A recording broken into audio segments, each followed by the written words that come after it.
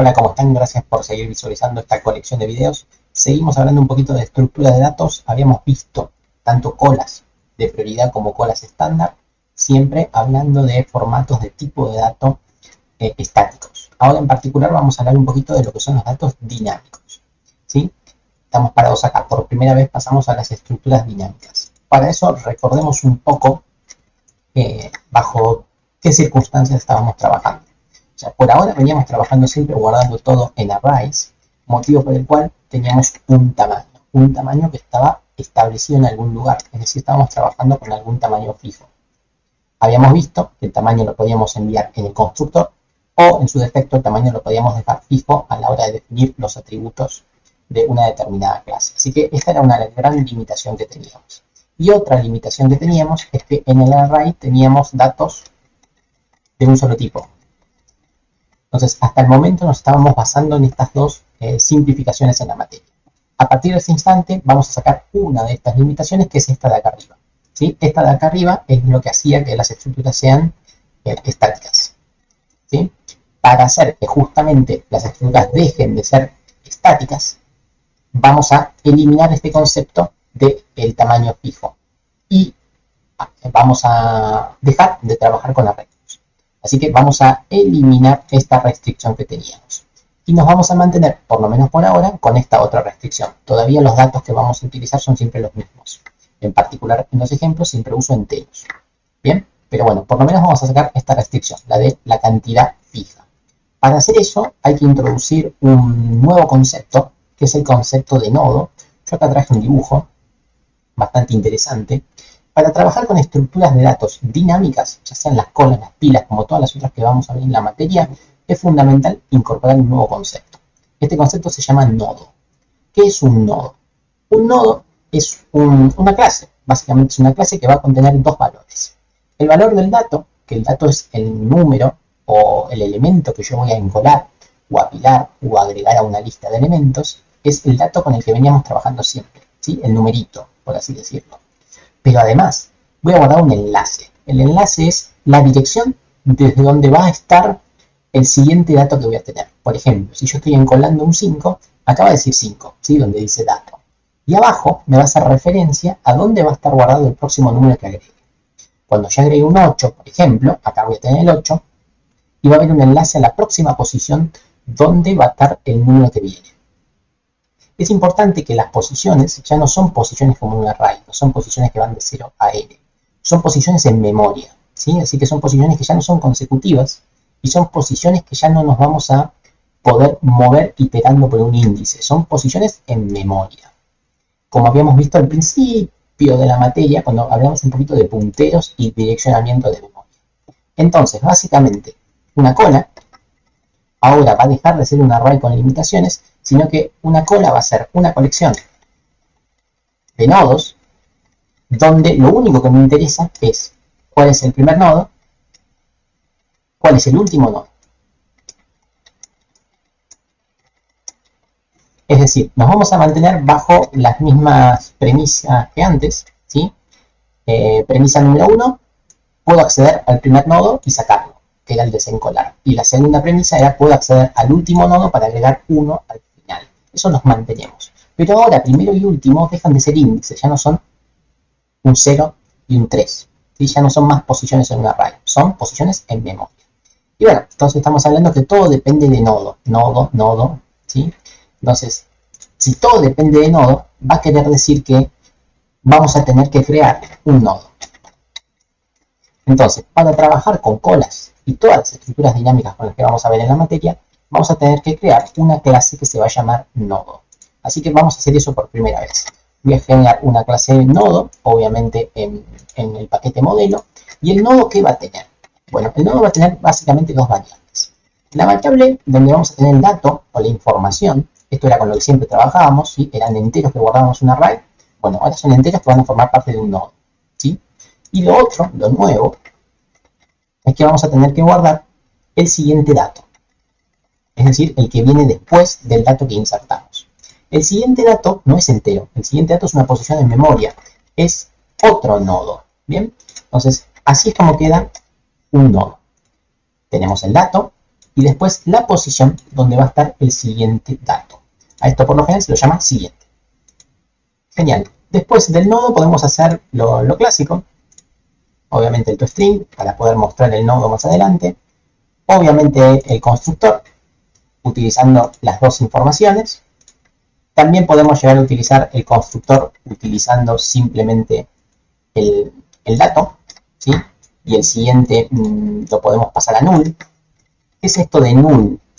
Esto quiere decir que cuando creo un nodo, le agrego el dato, pero el siguiente está vacío.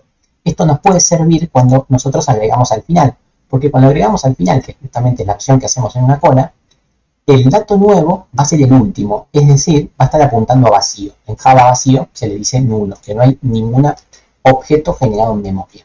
Entonces tenemos estos dos constructores que nos pueden llegar a ser útil, y después los getter y los setter del nodo. ¿Para qué? Para poder obtener los datos y modificar los datos. Así que vamos a generar los getter y los setter tanto del dato como del siguiente. ¿Sí? En este caso, todos nos podrían ser útiles. Genial, ya tenemos el nodo. Verdaderamente en el nodo no hay mucha lógica, el nodo es una estructura de datos y nada más, no vamos a tener que hacer algoritmos dentro del nodo. Los algoritmos los vamos a tener que hacer dentro de la cola. Bueno, la cola les acabo de decir que no es otra cosa más que una colección de nodos, así que lo que voy a hacer justamente es ver qué variables tiene. Bueno, tiene una primera variable, ¿sí? Que es el primero, siempre el primer elemento, o el primero, o el primer, como quieran llamarlo. El primero va a ser un nodo, porque justamente la cola es una colección de nodos. El primero también va a ser un nodo.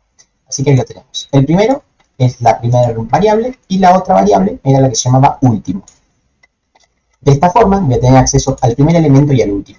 Y supongamos que son numeritos. Tanto el primer número como el último número no son otra cosa más que nodos, no son más índices. Bueno, una vez que tenemos esto, la otra variable que nos solía ser útil es la variable entera cantidad, ¿sí? Que esta habíamos visto que es totalmente optativa, pero nos puede ser útil a la hora de programar algo. Listo, ya tenemos creada nuestra cola. Primero y último, no necesito mucho más, la cantidad si lo quiero, y obviamente ya no necesito el array. Ya el array no lo necesito. Bueno, y ahora, ¿cómo nos queda? Obviamente, vamos a tener que generar los getter y los setter.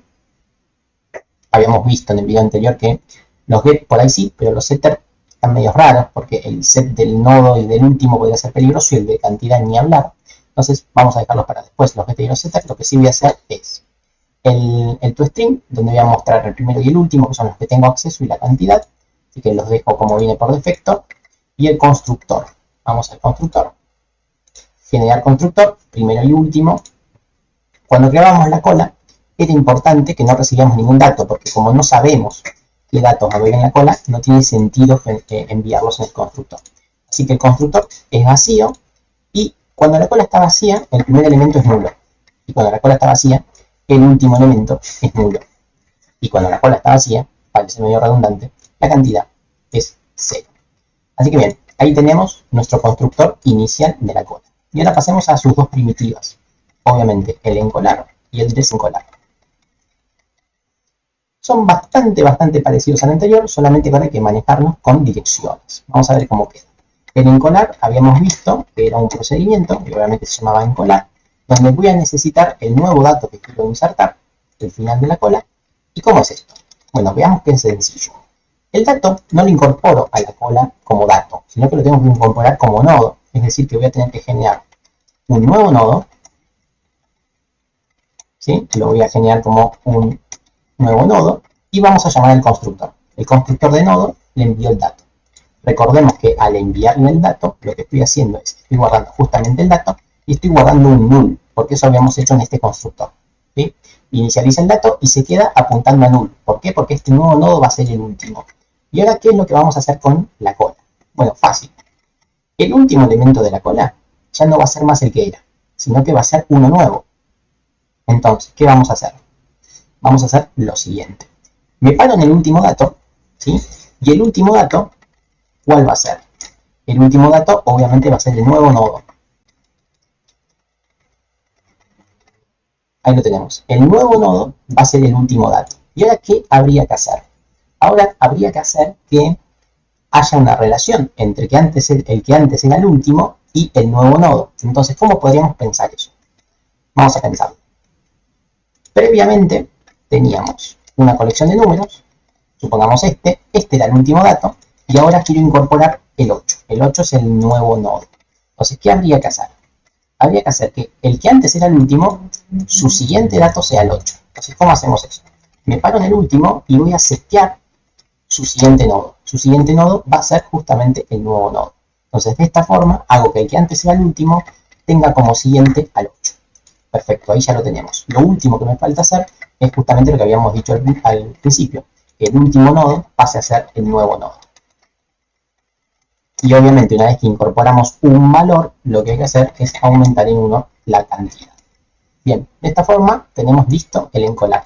Si uno lo mira con mucho cariño, se da cuenta que es un algoritmo bastante más sencillo que los algoritmos que veníamos haciendo con el primero y con el último como índices, porque los índices eran un poco confusos, porque se podían salir un poco del rango, ¿sí? Si uno empezaba a aumentar o decrementar cada vez que encolaba o desencolaba. Bien, esto está genial. ¿Qué particularidades o qué cuidados hay que tener con este pequeño algoritmo? Es que cuando yo me paro en el último nodo y hago siguiente, hay que tener muchísimo cuidado cuando la cola está vacía. Cuando la cola está vacía, el último es nulo. Cuando está parado en nulo, no puedo acceder a ningún tipo de método. Entonces, lo primero que hay que hacer es que suponer que esto ocurre solamente cuando el último elemento es distinto de nulo. Si el último elemento es distinto de nulo, es decir, si la cola no está vacía,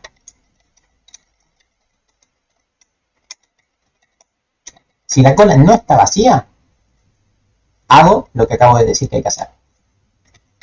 ¿Sí? Si la cola no está vacía, hago lo que dije que hay que hacer. ¿Ok? Ahora, si la cola está vacía, vamos a poner else. Caso contrario, si la cola está vacía, ¿qué tengo que hacer? Tengo que hacer que el primero sea el nuevo nodo. ¿Y qué otra cosa tengo que hacer? Que el último sea el nuevo nodo. Bien, si la cola estaba distinta de vacía, me paro en el último, hago que el siguiente sea el nuevo y hago que el último sea el nuevo nodo. Y aumento la cantidad.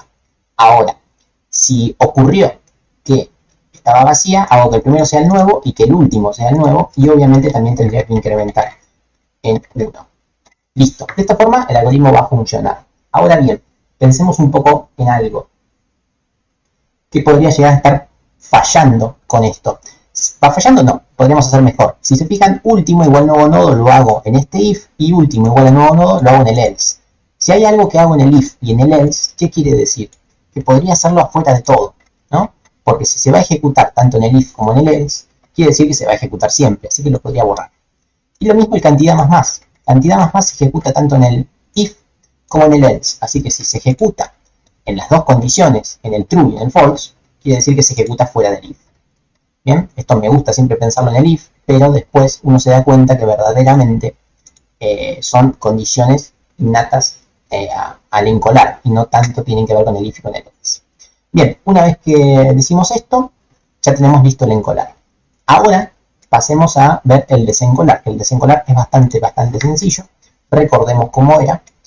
Era un método, ¿sí? Un método público que me va a retornar el dato que estoy sacando de la cola. Antes el dato era entero, ahora el dato es un nodo. Así que ahora voy a retornar un nodo, se va a llamar desencolar. Y recordemos que no necesitábamos ningún parámetro para desencolar de la lista.